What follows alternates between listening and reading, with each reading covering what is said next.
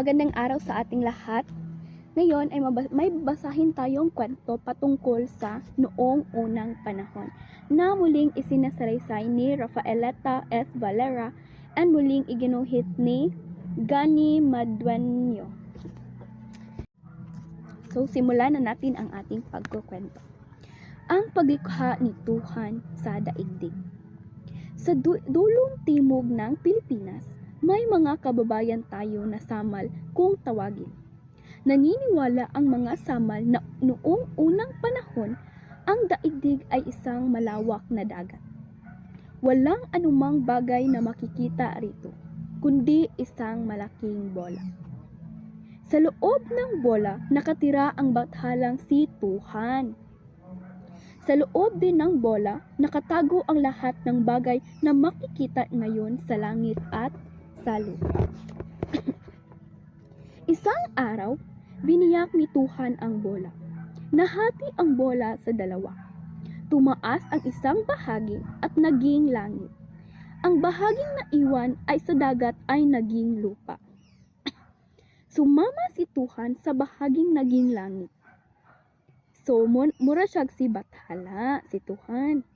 Nang tanawin ni Tuhan ang lupa, naisip niya na dapat magkaroon ng magbabantay roon. Ikinalap niya ang kanyang liwanag at lumikha ng tao. So, unsa gitong gilikha ning Tuhan? Tao.